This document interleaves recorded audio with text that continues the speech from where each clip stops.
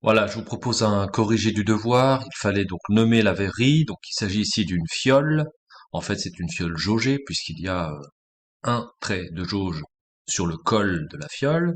Ensuite, vous avez ici une éprouvette graduée.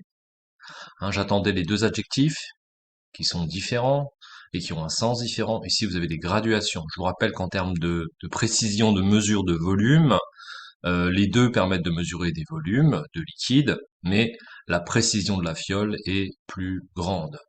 On utilise souvent la pipette d'eau au laboratoire. Pour mesurer les températures de fusion des solides, on utilise un banc Koffler ou un banc de Koffler, hein. Pour peser les solides, on peut utiliser un sabot de pesée, pesée et E, et il y a un T à sabot, euh, voilà, c'est-à-dire un sabot servant à la pesée. Et enfin ici, une spatule pour prélever le solide et le placer dans le sabot. Je continue avec l'exercice 2. J'en profite pour vous dire qu'il faut laisser une marge pour pouvoir annoter votre copie. Certains l'oublient, et donc c'est plus compliqué ensuite pour évaluer correctement votre travail. On nous demande ici de dire si le lait a subi une fraude ou pas. Donc, ben, on va déjà calculer la masse volumique du lait. Je rappelle la formule, c'est-à-dire la relation littérale, l'équation, il y a un signe égal. Rho égale la masse sur le volume. Je dois bien préciser de quoi je parle, la masse du lait sur le volume de lait, et j'indique les unités pour qu'il n'y ait pas d'ambiguïté. J'ai fait ensuite les deux applications numériques. Avant cela, j'avais converti le volume, donc 50 millilitres. 1 millilitre, c'est 10 moins 3 litres, donc ça fait 50 fois 10 moins 3, 0,05 litres.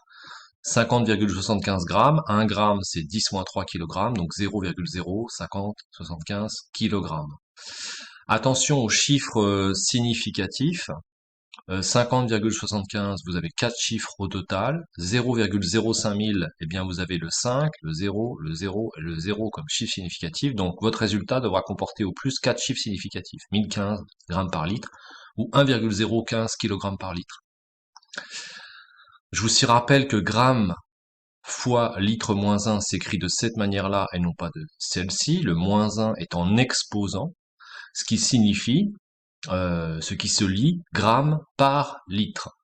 Alors, le lait a-t-il subi une fraude? Ben, il faut justifier la réponse, je ne l'ai pas écrite, mais on constate que la masse volumique du lait est inférieure à l'intervalle qui est naturel, qui est donné dans le sujet, donc le lait a certainement subi une fraude. On peut imaginer qu'il a été dilué avec un peu d'eau. Exercice 3, il fallait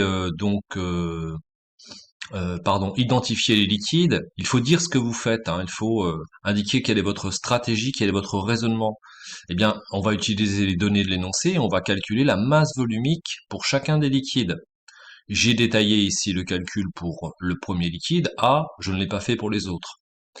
Attention à nouveau aux chiffres significatifs, 255 grammes, 3 chiffres significatifs, 325 mg, il y a également 3 CS, donc mon résultat comportera 3 CS.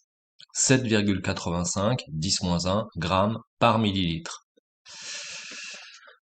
Vous avez donc réussi à identifier les 4 liquides en comparant les valeurs qui étaient indiquées dans le document du sujet. Petite remarque, certains élèves ont écrit, par exemple, au lieu d'écrire ρ de A, ils ont écrit que le liquide A égale masse de A sur V de A. Non, c'est bien la masse volumique qu'on mesure ici. Deuxième remarque également, une habitude normale du collège, mais dont il faut se passer au lycée, et on le fait dès la troisième. La division, elle ne se note pas sur une ligne comme ça au lycée, mais plutôt comme je l'ai fait ici avec un trait de fraction. Je passe à l'exercice suivant. J'ai calculé avec la calculatrice la masse volumique pour les mesures des élèves. Donc voilà les résultats qui sont ici. Inutile de remettre l'unité dans le tableau puisqu'elle est indiquée ici en haut de colonne. Avec ma calculatrice, je vais continuer le reste des calculs et notamment calculer la moyenne que vous avez ici. Elle ne se note pas x bar c'est la moyenne de x, mais ρ bar, moyenne de ρ, moyenne de la masse volumique. Je vous montre tout de suite cela avec la calculatrice. Voilà, j'ai allumé ma calculatrice. Je vais aller dans le menu statistiques et je vais déjà effacer, enfin je vais regarder s'il y a des listes déjà enregistrées. Ah, je vois qu'il y a deux listes, donc je vais les effacer.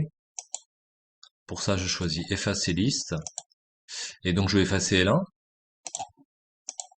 J'exécute et je vais encore effacer des listes. La liste 2 est également présente, donc je vais effacer L2.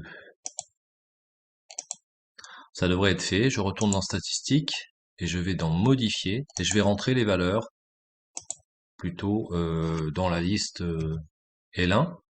Donc les valeurs que j'ai calculées des masses volumiques, 1,174.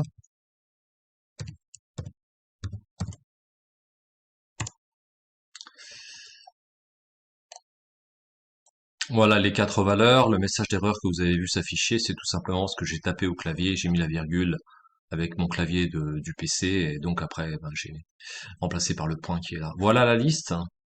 Je retourne dans statistiques et je vais pouvoir calculer.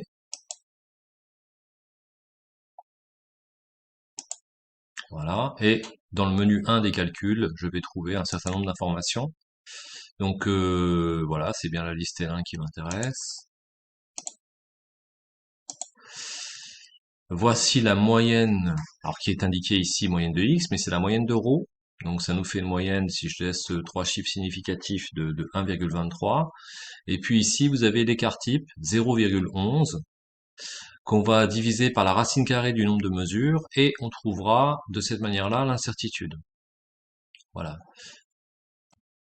Donc j'ai reproduit ici la moyenne de la masse volumique, et ici, le calcul de l'incertitude, c'est sigma, l'écart type, divisé par racine du nombre de mesures. Il y avait en fait 5 mesures, hein. Et je laisse normalement, dans l'incertitude, au lycée, on ne laisse qu'un chiffre significatif. Donc j'avais 0, bah, plein de chiffres décimaux. J'arrondis au-dessus, ça fait 0,5 grammes par litre. Donc je peux affirmer que ce liquide a une masse volumique de 1,21 grammes par litre, avec une incertitude qui est relativement grande, vous voyez, qui est de 0,5 grammes par litre. Il s'agissait pas d'un liquide, mais de l'air. Un litre d'air pèse donc environ 1,2 g. L'exercice 5, on constate que sur le spectre de la lumière émise par ce laser, il n'y a qu'une raie colorée. C'est donc une lumière monochromatique. Mono, une seule couleur, monochromatique. On parle pas de trait, mais de raie. Pour le deuxième exercice, il fallait utiliser donc le principe de la proportionnalité et faire un produit en croix en regardant les différentes graduations. On a une graduation métrique en centimètres. Et donc, bah, pour aller de 13,8 à 3,2 cm, il y a 10,6 cm. Et ça correspond en longueur d'onde à un écart de 141 nanomètres. Eh bien, pour aller de 13,8 à 3,6 cm, qui est l'abscisse de la longueur d'onde qui m'intéresse, que je recherche, il y a 10,2 cm. Donc je fais un produit en croix, et ça me donne le calcul suivant. Je trouve 135,7 nanomètres que je dois rajouter à la valeur indiquée à droite sur l'axe des longueurs d'onde en nanomètres, 405,